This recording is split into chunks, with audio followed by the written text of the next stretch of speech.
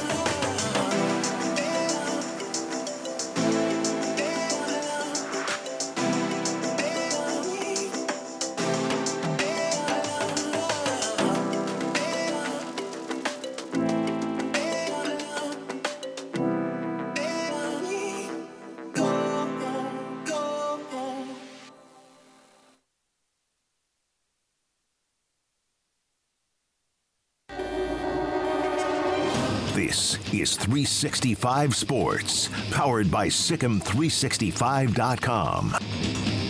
Welcome to the Triple Option. Here's your host, Paul Catalina. Alongside Garrett Ross, who's also producing today, I'm Paul Catalina, and this is the Triple Option. Garrett, this is the second to last Triple Option before our holiday break. I am leaving on Thursday to go to Nashville, which Christmas is a very big deal, and it's very hectic around my wife's family's house. You are when you get to holidays, you kind of have just like a pod, right? It's not like a big deal, or do you guys have to? So this is a little advice for you as you're early on in your marriage. What we did was early on, we tried to appease everybody. Yeah. Right. Like you're constantly, for us, everybody was typically within a 45-minute driving radius from where we were located at the time, living in Oglesby. But what you ran into were, you had certain times you're supposed to be in Gatesville at a certain time, and then you got to get over here to Waco, and it was just a conflicted mess. And ultimately, after a few years of doing that, we finally realized, we're going to stop trying to cater to everybody. It's all about our sanity and our peace. And as the years have progressed, we've kind of tinkered things down. And I'll go as needed.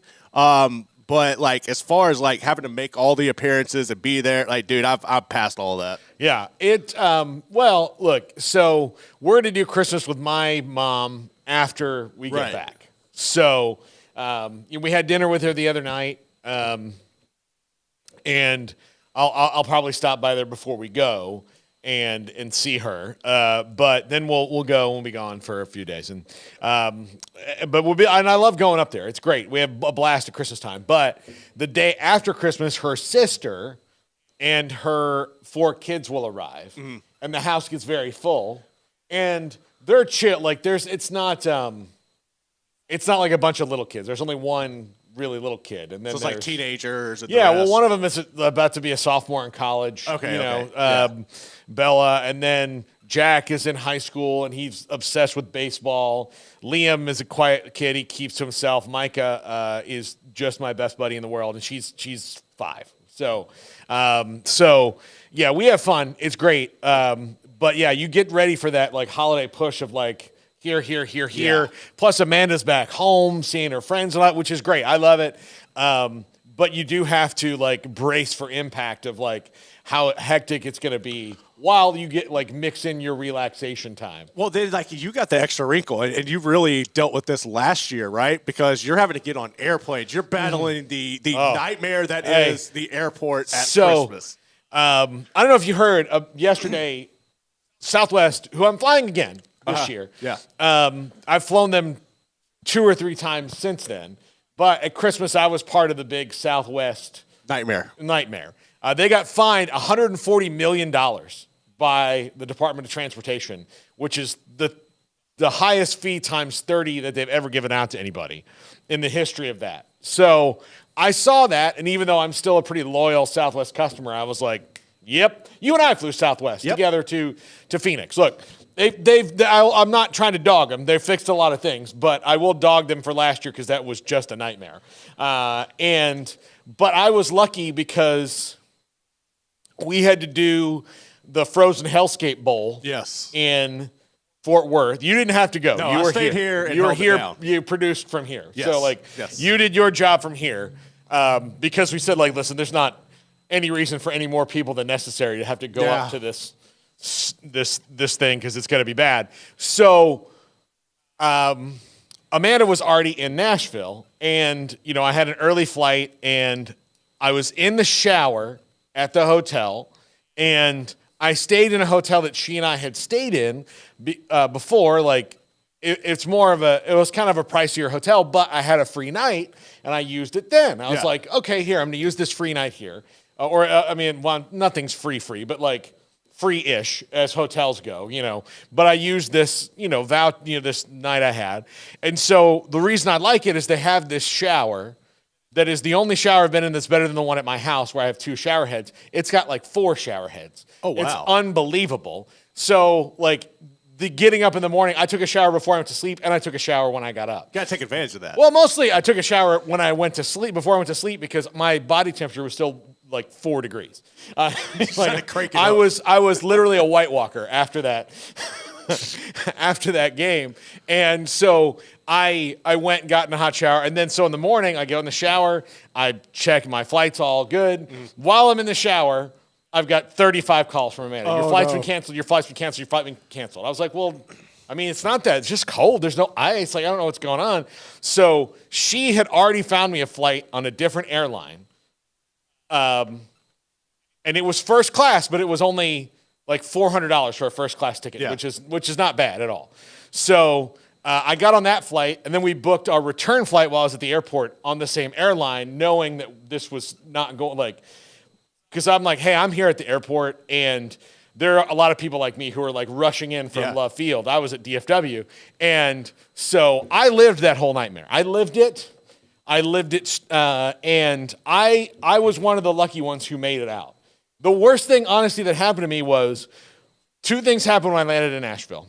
One, there's so many grounded Southwest flights that they didn't have enough gates for everybody to go to because those planes weren't leaving. So you're talking about probably in Nashville, 20 planes just sitting there waiting to leave, right? And so then it was you ever go to the club back in the day and it's packed and they're 1 in, 1 out? Yes. That was what it was like. It was 1 in, 1 out. So my father-in-law is waiting in the parking lot, and I sent the little, I was in first class, so I got free Wi-Fi. I sent the text, and they and I was like, hey, well, we're about to land. And I was like, they said we're landing now. So I'm sitting on the plane.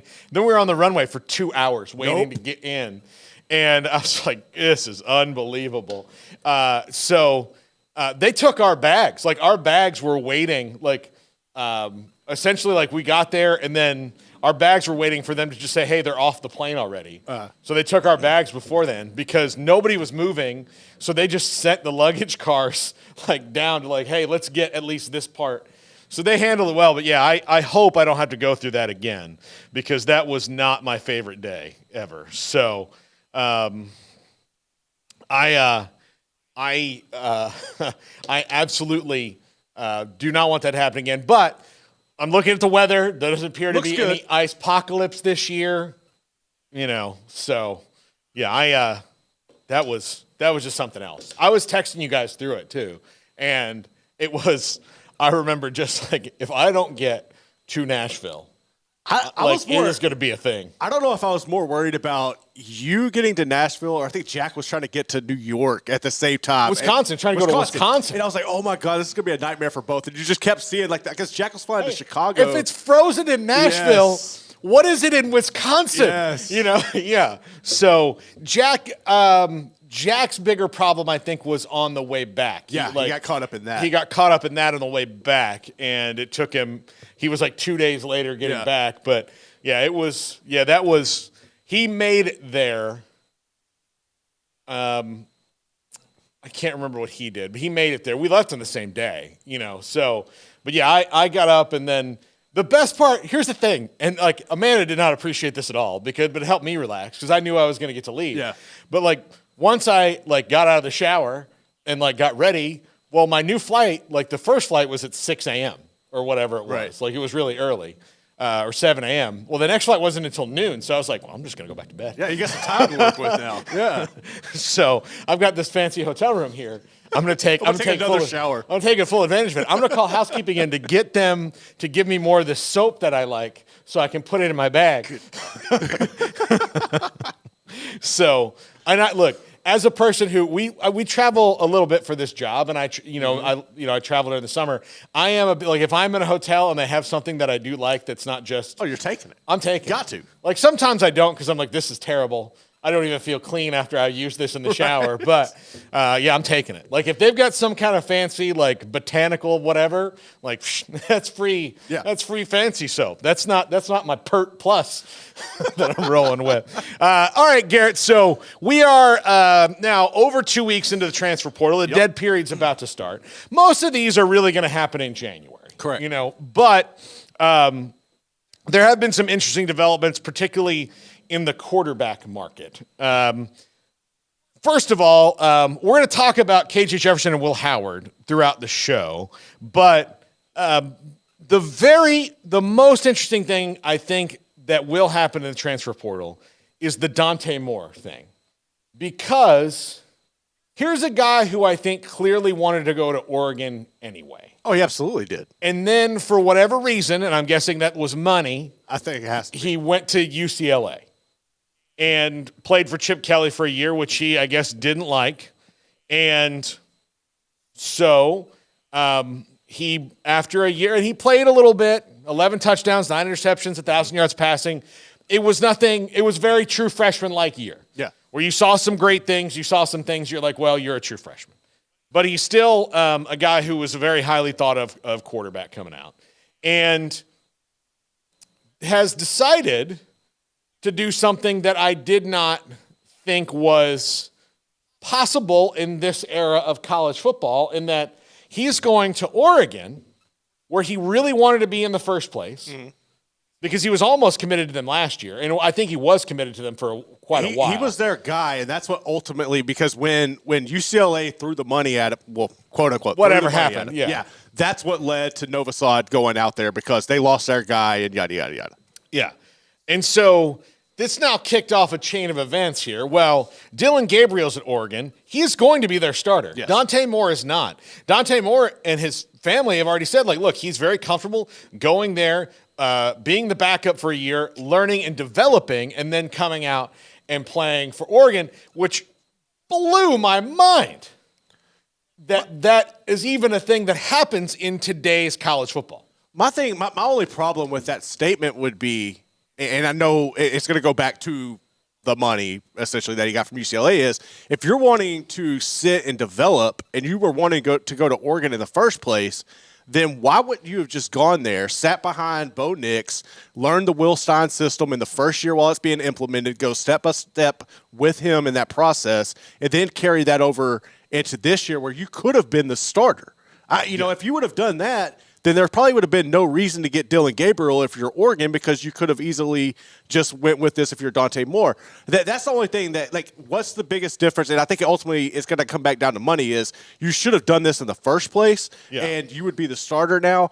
It's cool that you're going to do that now, and you're going to sit your, I guess it would be ego, pride, your character, just your willingness as a competitor to sit that aside and realize this is what's going to be best for you in the future. Yeah. It's bold move, or not a bold move, but it's the right move for him. I just kind of think this is a situation where it should have happened last year, and it's good to see it coming full circle, but this is a situation that could have been avoided. Well, yeah, and it's never too late. Like, here's the thing. It's never too late to make the right decision. No, not at all. You know, I mean, sometimes, I guess. Like, if the meteor is coming to Earth and you got to hit the button and then you wait too long, then it's probably that's too on late. you. That's on you. But, yeah, it's never too late to make the right decision. You know, but Dante Moore, now, look, this is probably going to put, I would think, Austin Novosad into the portal because. It's got to.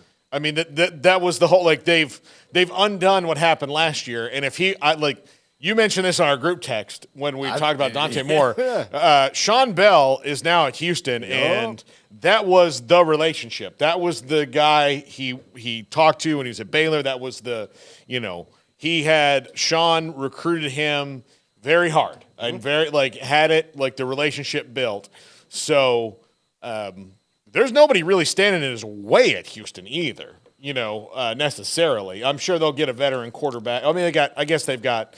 Donovan Smith, but there's nobody. No, I mean that's a position where he could walk in essentially, and I think he could compete. Like say he came in, say he hits the portal now, and by the time next season rolls around, he was on campus in Houston. I think he could compete for the starting job. I don't necessarily know that he could win it, but he could definitely make a push for it. But that would be his position going forward. And you already talked about the proper relationship that he built there with Sean Bell. You look at Willie Fritz, what he's been able to do at developing quarterbacks. The latest with Michael Pratt. That would be an ideal situation. You would be coming back to Texas. The travel for your family from Dripping Springs to Houston wouldn't be so much. Or, more difficult than what it would be to Baylor. It's obviously a lot better than what it is currently. Yeah. I think that would be an interesting situation. But, yeah, I mean, everything's going to have to fall. The dominoes will have to align. But I think that's almost inevitable at this point that that's going to happen. Yeah. No, I think, now he's blocked even more. So his thought, as most quarterbacks think, is, okay, I'm going to go – to Oregon. I'm going to sit for a year behind Bo Nix, and then me and Ty Thompson will compete for the job in the spring the next year. Well, Ty Thompson's already in the portal because they, they're a good team. Like, they're already losing, Bucky Irving and Troy Franklin and some guys in that offense, but they're still a really good team. They're super loaded, though. They're going to be loaded. So, Dan Lanning's not wasting any time. They're going to a new conference, the Big Ten next year. They've got a tough schedule, so he wants Dylan Gabriel there, and now he's got his quarterback of the future who will play in 2025 and Dante Moore, who should be ready to go in that Will Stein system. But if you're Austin Novosad, you are now the third quarterback. Yeah, and I think obviously they're going to recruit somebody else, right? They're going to get somebody else to come in. You and Dante Moore, essentially, y'all are in the same class. So barring some injury or some catastrophic event, there's no way that Novosad would jump Dante Moore in that situation. So if you want to see the playing field, you're going to have to move on. Yeah, and so, but it is essentially okay, so Malachi Nelson and Lincoln Riley talked about this yesterday, at his press conference that, he said it was disappointing that, some guys, that they'll stay and, fight through the, and learn, but that's not clearly what's going on there, and they're trying to get, Will Howard possibly in there, or I mean, I think it's probably going to be Will Howard because who else is it going to be at this point? That fits that profile. So, they're in a spot now where they've got to get somebody, or they've decided they're going to get somebody, and it's not going to be Malachi Nelson or Miller Moss starting next year. So no. Malachi Nelson is out, and he is someone, though, who hasn't played at all. So, we'll see. He's going to have his opportunity to go pretty much anywhere he wants to go, but now some of those places that he was committed to Oklahoma. Right. Well, he's not just going to go back to Oklahoma now, right? Because Jackson Arnold's there, and he's their starter. In fact, Dylan Gabriel's gone because it was – clear that it was time for Jackson Arnold there at OU. If I'm him, I would find a situation where I'd find a Dante Moore situation. Yeah, but there's somebody starting in front of me this year. I'm going to sit back. I'm going to learn, and I'm going to take the program over next year because I think it's so difficult now. And the transfer, really, since the extra COVID year and guys being older, it's so hard if you're young to come in and actually properly develop and compete. It's almost impossible that you're able to do that now as a quarterback. So I think you've got to adjust and temper your expectations. And when you're a guy like Malachi Nelson or Dante Moore, you've been gassed up your entire life. You've been told you're the best. You are the best. 9 times out of 10, you've been the best guy on the field. Now that's not the case. You just got to kind of step back, be patient, and the situation from a different light that you not really had to have dealt to you before in your life. And I think a lot of people in ego, that's hard, right? Like you got to have the right mindset and the right people around you. And if I'm Malachi Nelson, I just got to be patient. I got to understand the situation and find the right people, somebody in front of me, and then know that I just need to be patient, sit this year out, and take over. But if I'm him, I'm not realistically expecting to go somewhere and be that guy next year. Like, there's no way. No, I mean, the team's trash. No, yeah, and that's not really what you want, right? You want guys around you. You want to compete and win championships. Yeah, you want, and so yeah, it's maybe look, he got an NIL payday, I'm sure. Yeah. And look, here's the thing. Sometimes you got to look, all right, I'm getting this, I got this NIL money here.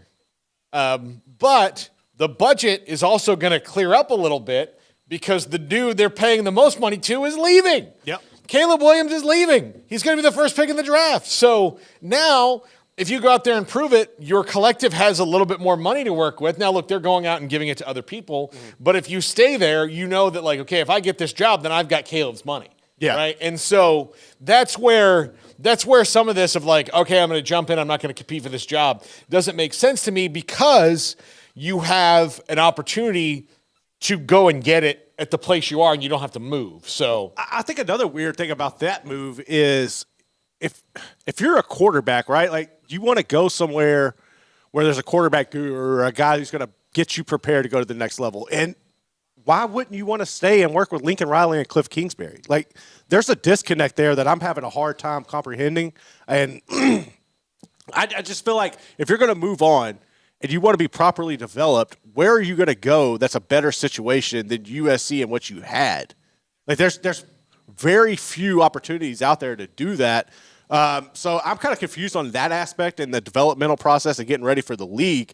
If I'm Malachi Nelson with this decision, but at the end of the day, man, it's his choice. Yeah, wish him the best of the luck. But it's just a weird situation because you don't see quarterbacks running away from quarterback gurus very often. No. And let me use at the end of the show yesterday, I made my impassioned plea to Cam Ward. Yes, I'm going to do the middle of the show today. Hi, Cam. Paul Catalina here. Fellow FSU legend, if you choose to be that.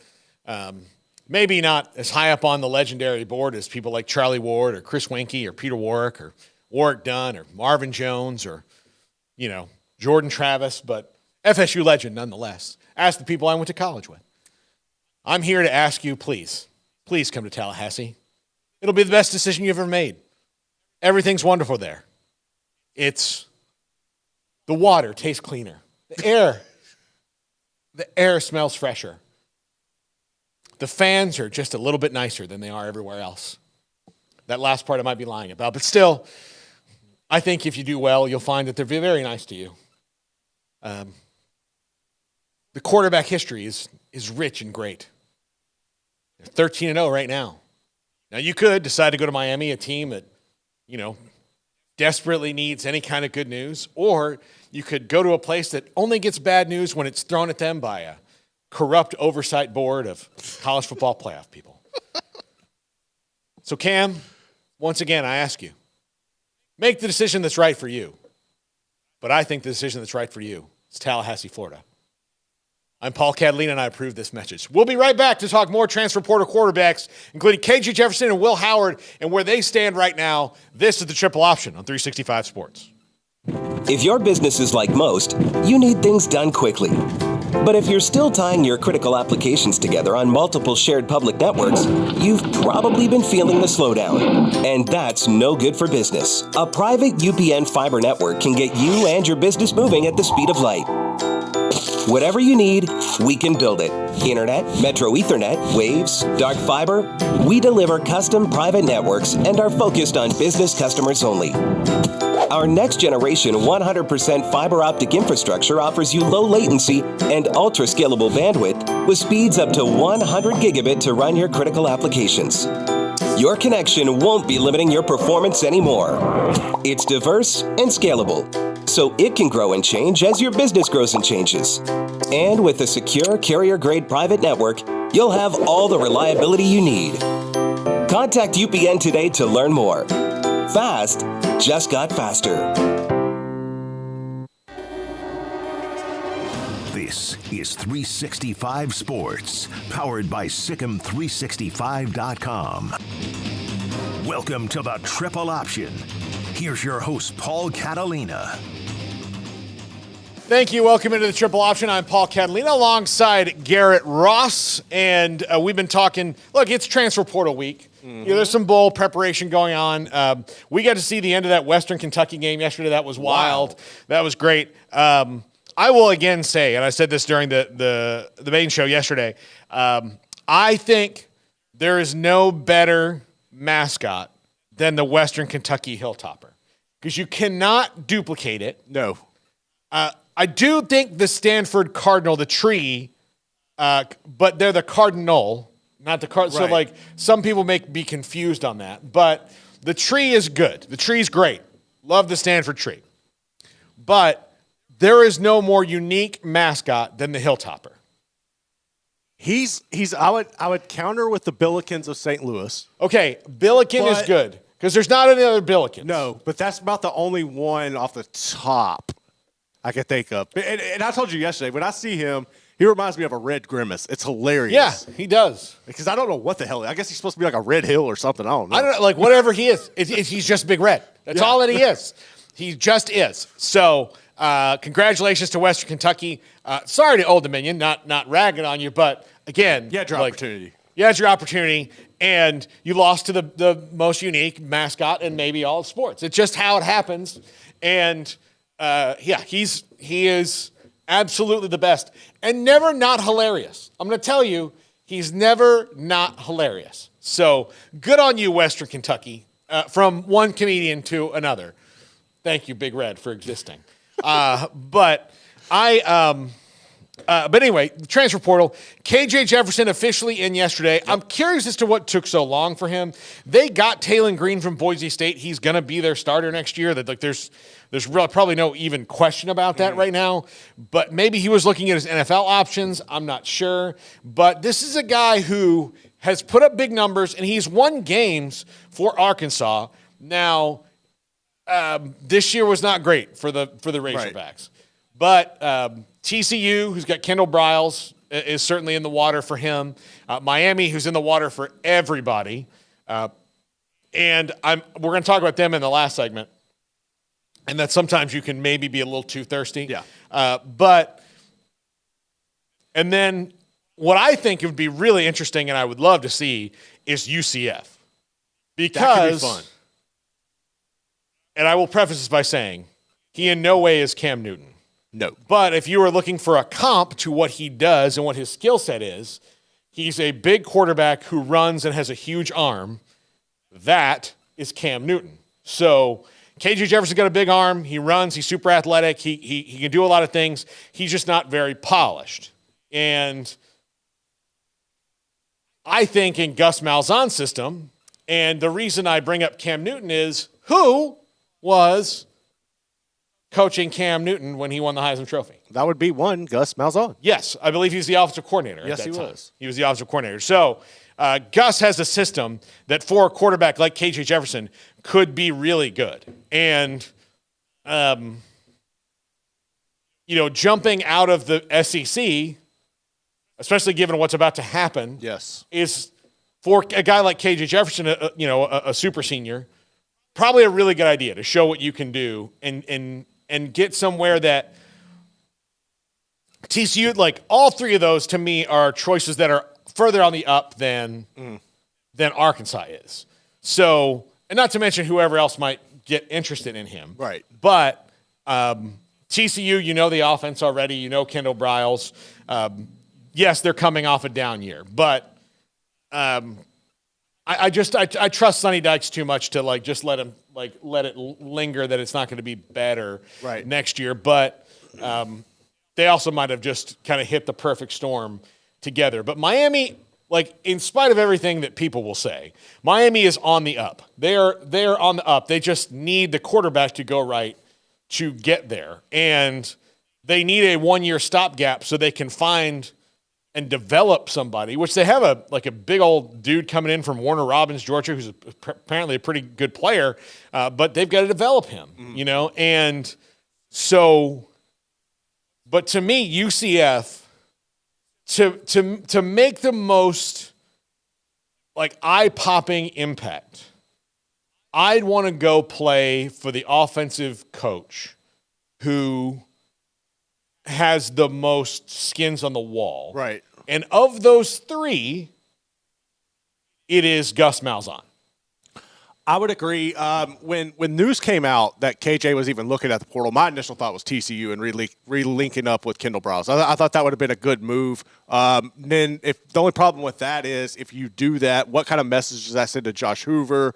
He looked really good, like he got the reins of the program last year. Chandler Morris obviously hits the portal, so that opens up a roster spot there. But you're also bringing in Haas Haney and Marcus Davila as well. I think that would be good. He knows that system, but you bring up some really good points with UCF. If you go down there, you're the stopgap. You should have Timmy McClain as your backup quarterback again. You have similarities in their skill set, so if something happens and one has to come out, you wouldn't have that much difference in your offensive philosophy as the game progresses. I think that would be fun. I think he would do a lot of unique things in that offense. I would love to see him in the Big 12. Yeah, I think him. You brought up Cam. I think that's a great comparison. I think Byron Leftwich would be another one that kind of the similar style thing there. KJ Jefferson could bring a lot to a team. I don't know what took so long. This feels like this was one of those things where he was looking at like how many of my guys are going to come back next year. Yeah. When Rocket Sanders hit the portal and went to South Carolina, I think that was kind of the writing on the wall there. And if you're Sam Pittman and you're Bobby Petrino, like, you have no room for error, more so Sam Pittman than Petrino, but you have no room for error there. Yeah. And it's like, do you want to just have a clean slate? We're going to start fresh. I think that's kind of their mindset up there. But no, I think those were some viable options. If I'm looking at those three programs, though, I think I would put UCF 1, TCU, and then Miami last. He could do some good things at Miami. I just don't think that he's the right fit for them necessarily. Yeah, I mean, like, look, Miami is in on everybody, and they need to be. Yeah. So I don't think he'd be bad there. I think Shannon Dawson's offense fits a guy like him. But at the end of it, like, to me, it's TCU. Like, I'm TCU or UCF if I'm him. Just based on what I know I can do in either one of those systems. I do think UCF, though, would be very interesting to see him and Gus Malzahn together, because we've seen KJ Jefferson. Look, going back to that A&M game that he very famously lost. Yes. They were dominating that game, and then he got a little bit too confident in himself, and he was making a play that very few people can make, and A&M made an even better play and, like, ripped the ball out of his hands in the air and returned it for a touchdown. It was a very weird play. But in that game, like, I still think about, like, this dude is just in control. And if somebody can tap that, I think it might be Gus Malzahn. He seems to be that kind of a quarterback coach. I think that would be a fantastic fit for him. Now to Will Howard, it seems like he's trending towards USC. Now, he's a bit of a dual-threat quarterback. Right. Cam, he is not, though, the guys that they've had. Not at all. That's the weird thing. When that name got brought up, I was like thinking of the quarterbacks that Lincoln Riley has had, and Will Howard does not fit that mold at all. No, I mean, because he's not like a like Baker. Avery Johnson would, but not Will Howard. Yeah, it is. So it's a little bit different. I don't know. Like, I think he'll be great. He's not Caleb Williams. He's not. No. He's not Jalen Hurts. He's not Kyler, but he can move. He's a good mobile quarterback. He's been a really good passer, and he will be a better passer with Lincoln Riley, I think. He's had great coaching in Colin Klein, so this is only going to make him probably a little bit better, but it is a bit of a weird fit. Although, USC might need to get a touch more normal, right? As opposed to what they were doing to Caleb Williams, which was, hey, we need you to go be Superman. Yeah. Like, I know that, like, you may not have it today, but you've got to have it today and be Superman. And he pretty much was all the time, but even Superman, like, you cannot, if you're like, hey, we need you to score 50. 50? Are you serious? Like, I don't want to put. Yeah, I'm not going to take anything away from Caleb Williams this year, or to put the blame on him for how that season turned out, because he did literally everything he could. The defense was abysmal, and he had nobody really to help him out at all. So I don't want to put any of that on him. It's just like I don't know what you're like. Will Howard. It's just totally different from that. And I don't see, if you were having to put up 50 with Caleb Williams and not able to win, and I know you got a new defensive coordinator coming in and everything, but you've lost a lot of receivers. You've lost some running backs. Like, I don't know that he's necessarily the answer to go in there and fix that this year. And I don't know what the future or the mindset is for Lincoln Riley and how long he even wants to be out there. So this whole situation to me is just weird, and I don't see it meshing up well. I could be totally wrong, and if I am, I'll own that. This just is one that I don't see working out. Yeah, I mean, like, I have faith in Lincoln Riley to develop quarterbacks, but I do think, here's the other thing that it's going to make me wonder. Look, the Chargers are open. The Raiders are open. Yeah. The Patriots are about to be open, maybe. The Panthers are going to be open. The Panthers are open. You know, so although I like, if I'm avoiding them like the plague. I'm not going there. Like, there's not. Unless I didn't want to deal with recruiting and NIL, I would say just risk it and get my money. Yeah. But he's making a ton of money at USC. I don't think this year is the year, but it is certainly out there that he could just say, you know what? Forget it. Like, yeah, but how hot? Like, to me, how many more years is he going to get out there before he finds himself in a situation like Aranda here or Pittman or Jimbo was last year? Like, I feel like the patience has got to be wearing thin, even though USC and the drive around that program isn't what it once was because they haven't had success in like over a decade. Mm-hmm. But like, I wonder how much longer he's going to be given there, especially with you had a new AD come in this year. You weren't her hire. Like, that's what I'm wondering too, is like the balancing act of him, his interest in the NFL, and the timeline at USC just running thin with the mediocrity that he's putting out there. Yeah. I don't know. Like, you know, it's his third year going in. They were, 10-3? The year before, I believe they were 10-3. Or 10-2, because 10-3. 10-3, because they lost. Yeah. So they, well, no, they were 10-3 or 10-4, whatever they were. Yeah. Like, so they had 10 wins, which is great. But they lost to Utah twice. They lost to Tulane. Tulane put up a ton of points on them. You know, I'll have to go back and look. But so you had losses where a team in Utah also, like, yes, Cam Rising was great that year, but like you couldn't stop them. Like they out-physicaled you. They outclassed you in every single way. And you are, you know, like you had that. And then this year you come in and you like immediately you can see the defense is no better and all that. So, yeah, eventually if they don't do well this year, I do think that whole nobody's going to push Lincoln Riley out. No. But the whole, like, hey, you need to, like. He rubs people the wrong way, too. You need to justify this. Yeah. Yeah, he did, like, something. So, yeah, I mean, maybe, here's the thing. Why Will Howard might work out is it's maybe a simplification of things. Like, let's let Will Howard be in here, come in. He's good. We've got playmakers around him. And they've lost, you know, wide receivers to the transfer portal and all that, and they'll probably get some, but they've got some really good young ones, and they've got guys who, like, they're going to have skill players. Mm. They're going to have offensive linemen. Like, that's the thing about being in Southern California is you can pretty much be like, hey, would you like to play offensive line here? And then, like, the first 10 in the door get it. You know, like, come on in, you'll be fine. But they got to get better. I don't think the talent on the defense is the problem, because to me, it can't be that bad. Especially when you're getting guys that everybody wants. So we'll see D'Anton Lynn and his scheme and Matt Entz and those guys kind of bringing a new attitude to that side of the ball. But yeah, I do think that it will be interesting to see how he approaches this year, and that Will Howard is a very good quarterback. Like, there's no denying he's a very good quarterback.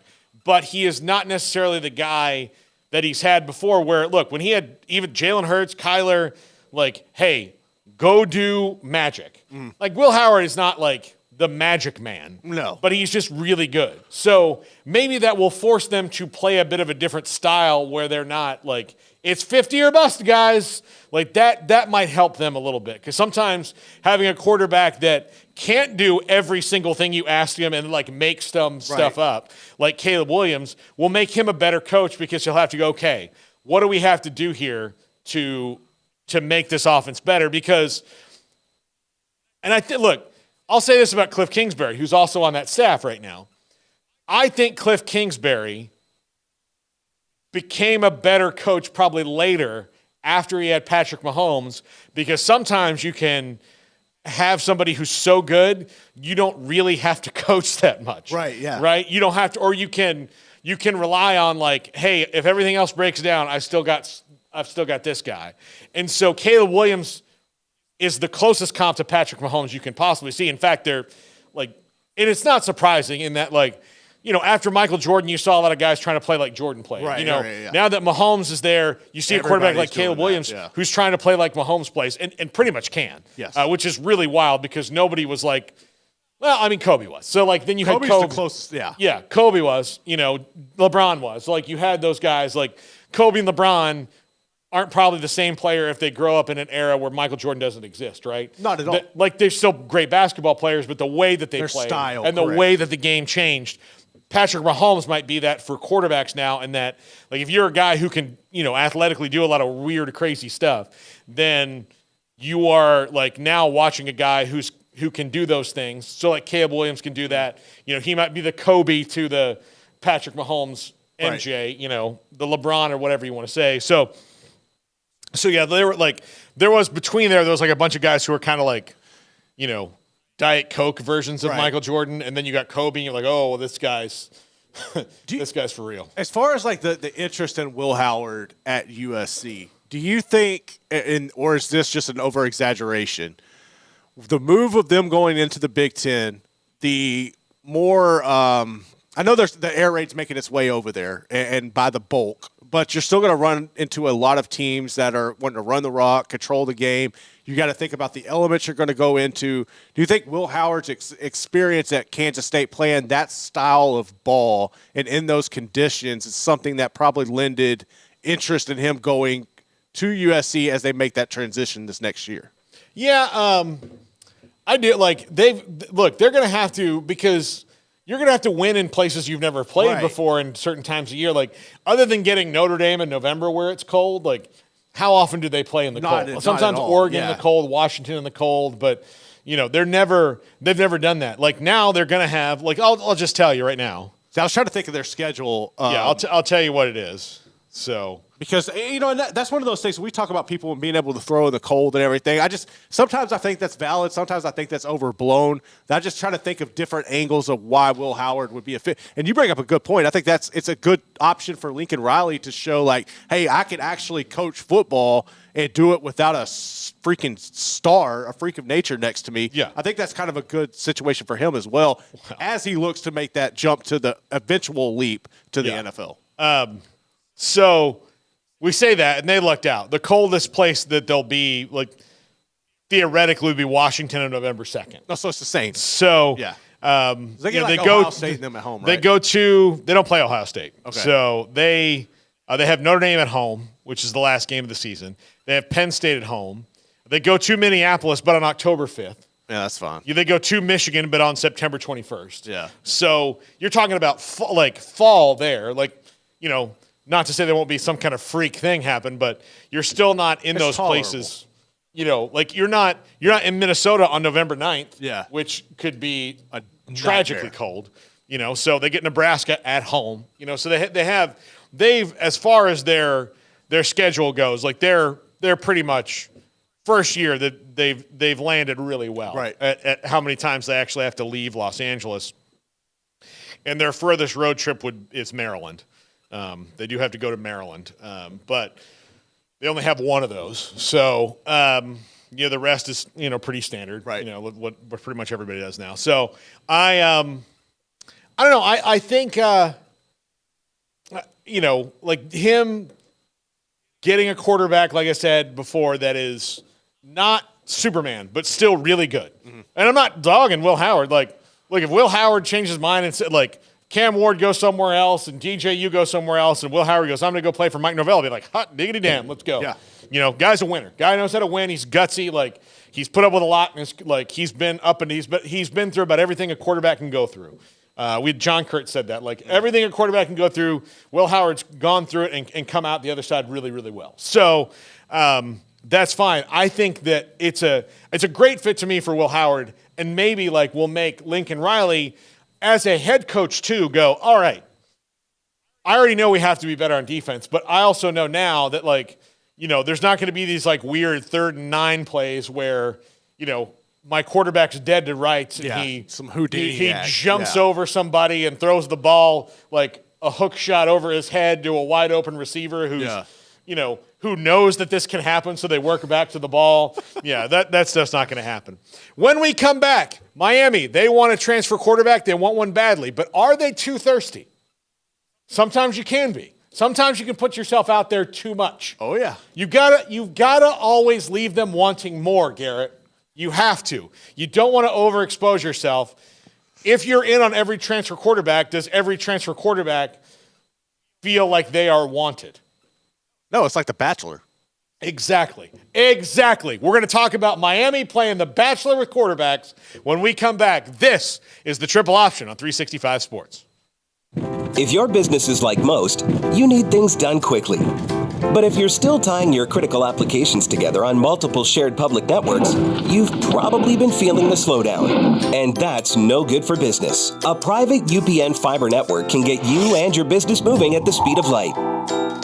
Whatever you need, we can build it.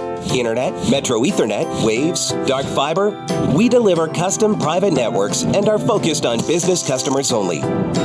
Our next generation 100% fiber optic infrastructure offers you low latency and ultra scalable bandwidth with speeds up to 100 gigabit to run your critical applications. Your connection won't be limiting your performance anymore. It's diverse and scalable, so it can grow and change as your business grows and changes. And with a secure carrier-grade private network, you'll have all the reliability you need. Contact UPN today to learn more. Fast just got faster. This is 365 Sports, powered by Sikkim365.com. Welcome to the Triple Option. Here's your host, Paul Catalina. So here's an interesting thing going on before we get to Miami, Garrett. Okay. Casey Thompson, former Texas and Nebraska, and now I believe FIU, right? FAU. FAU, yeah. Former Florida Atlantic quarterback. FAU. I don't know if they did they change there? Or they just initials? Or they Florida Atlantic? It's FAU. I don't know. So FAU quarterback Casey Thompson is apparently registered at Nebraska for this semester as a grad student, but doesn't know if he's going to play football or not. Okay. So there's all these rumors, but if he does go back there, he has a 7th year of eligibility. That's ridiculous. And look, here's what I'm going to tell you. Yeah, it is. But Raiola is going to sign there tomorrow. Yes. Okay. He'd really look corny if he didn't at this point after all the hoopla, but he's going to sign there tomorrow. So they need a veteran quarterback who's not going to be all that threatening to Raiola. He might coach, he might, be a GA or whatever. That's what I was thinking, like a GA. And that's probably look, he's got that 7th year of eligibility, and that's all well and good. But dude, you've gotten hurt a couple times. Yeah. Like sometimes, just let it go. Be a coach. Here's the thing: your ACL will heal great, and you'll be fine as a 24-year-old. As a 44-year-old, you're gonna be like, that last year was probably not as worth it. Unless you're standing at the end of the year, like, yeah. Then you get a pass. then it's probably worth it. But if you're at the end of the year going like, man, I was really happy here at the ReliQuest Bowl, like, just thrilled to end my career this way, probably not worth it for your 7th year. Sometimes you do have to listen to your body. And and to the football gods, they're saying like, hey, just stop, just stop. You know, like, I felt the same way about Charlie Brewer. Yeah, like, absolutely. Like, you were saying that, I'm immediately thinking Charlie Brewer. Yeah, like it just, you know, I know that right now you feel that you can, but there's going to be a point in your life. Garrett, you and I both played high school football. Correct. We both played high school sports. I had a meniscus tear in my left knee when I was 15. It doesn't bother me anymore, but there are a lot of things that bother me that I know that happened because of football. That was 25 years ago, and I'm not ever going to get over it. Yeah. You know, it's not nothing severe, but like, you know it's there. My shoulder pops all the time. All the time. It has since then. It's never going to not pop. It's fine, but that's what happened then. And I was not playing at any kind of high level. All right? The guys who are hitting me are not the guys who are going to be hitting guys like Casey Thompson. So, no. Yeah. You've had a couple that ran you over that were. I did. I had a couple of good, but that was also where I told you that story yesterday. I had a couple of big, Edrin. I played against Edrin James in high school. In a spring jamboree, Florida does a spring jamboree where you play a half against a team. And so we played Immokalee. They were a rival of ours. And that's where he went to school. And our coaches had this idea of we're just going to run people in and out because we need, we want as much on film as we can see. And okay, who are the young kids that are good? Who's gotten bigger? Who can be in varsity as a sophomore? Those kind of things. So they call my group in, and I look, and there's Edrin standing over there, and I'm like, "What's he doing in here right now?" This is the wrong grouping. This is not right. This is not right. And he ran straight through me. Now, I do there is a tackle in the book that was for me that I think he maybe tripped on me, but you take it, man. I'll take it. It was not I didn't square up on him and head to the chest, but I did have you got in the way. I did have a tackle in the stat sheet, and he was in when that happened. So, and they pretty much just they had 3 plays was Edrin left, Edrin right, Edrin middle. Yeah. A 4th play action to the other guy when you put 10 guys in the box. Just the decoy play. But yeah, so but he hit me so hard. That was the moment I knew at 15 years old. I knew it. I knew my name, getting him off the ground. 3 years from now is when it's over for me. It's not for me. I'll talk about it. I'm going to have fun. I'm going to have fun for these 3 years, but I don't think there's going to be a coach that's coming in here going, "Hey, Paul, we really would like to have you at so-and-so university." We got this No, we got, listen, don't go there. We got to come here. We're going to be If I was going to talk to Bobby Bowden and Steve Spurrier, I was going to have to get in line with a ticket. That's what was going to have to happen. Anyway, but to our topic in this segment, Miami really needs a transfer quarterback. They do. Everyone knows they need a transfer quarterback. The quarterbacks knows they need a transfer quarterback, which puts them in a very poor negotiating position. Yes. Because they're kind of over a barrel. And, there's other teams that, I'll tell you, and look, they've been way more successful for a lot longer than Miami, but Ohio State needs one too. And theoretically they do. Or they're just I don't know what they're doing, but they're not Will Howard hasn't gone there. Dante Moore didn't go there, right? They're not taking visits from Cam Ward's not going there, at least right now, It was almost like they figured. I feel like those 3 programs, USC, Ohio State, and Miami, were probably thinking that once the portal opened, and more so USC and Ohio State than Miami, they could have their pick of the litter. And for whatever reason, that just hasn't been the case. I don't know why. It's intriguing. I would love to know once this cycle fills out and everybody has a home. But I would love to know the backstory of what took those 3 programs in particular so long to find a guy. Yeah. Yeah, I think so. It's weird. Yeah, it is weird. But Miami, because of this, now look, they're going to get somebody. I'm not saying they're not going to get somebody, but there's a good chance that they miss out on their top 3 choices just because they've been so desperate to get one, right? That everyone's like, well, I wanted it to be me. I wanted you to like. You want to be unique. Yeah, you want to feel like the program needs you or wants you, Yeah. and that's not the case when you court so many people. Yeah, and right, you usually think they were the Bachelor, like will you accept this rose? Yeah, Will you accept this rose? Will you. you accept this rose? And then, the Bachelor, their girls go back to the house, and then they find out, like, oh, he told me he loved me too, huh? But on the flip side of that, though, the approach. I mean, It's look, kinda I realistic can't 'cause it's a business. I can't fault it because they've No. got to do it, but like they're towing a line here of like you've got to make sure that that like, look, we're in the market for a quarterback. Are you in or are you out? Like we want it to be you, and then also not piss them off and make them think like, oh well. How much of this too is like these programs? Is it like the bidding wars? Is it you have expectations? Like Miami's known like throughout history of having bags and yada yada yada. Is it a thing where these numbers so high? But yeah, that's the other thing about okay. So you're Cam Ward, you go in, they take you to the nicest restaurant in Miami. Rick Ross shows up, like all these things that happen. All right, that's great, but if I can get this same money somewhere else, which he can, yes. how can you promise me that I'm going to be set up to when my eligibility is over next year? Be better in the NFL, and that's where Miami's stuck right now. Like not developing. Yeah, I mean, like because they again, it's an early who can Mario Cristobal point to as a quarterback in the NFL right now that he and his staff have developed? None that I could think of. Yeah, honestly. Yeah. So now look, there are like Mike Norvell can't really do that either, except he's got Jordan Travis, and he can be like, look, here you go. Right. Like he doesn't have any, like it's not the NFL, but like he's got Jordan Travis. You saw what he's done the last 2 years. Well, he was also at Memphis prior, whereas Cristobal was working at Oregon. That's different. Yeah. So again, who are the guys that you've put in the league or that you have developed that have been big stud quarterbacks who have won you big things? Right.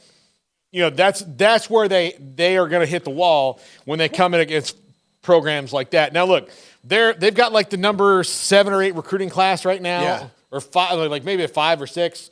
Like if you look at that top 10, the big 3 in Florida are all in the top 10 right now. So they're all starting to recruit really well, and I think that's because of NIL is back and they can, they can do all that. But the only one who's seen any success recently is FSU. So they're at the advantage right now of being like, okay, like yes, it's great.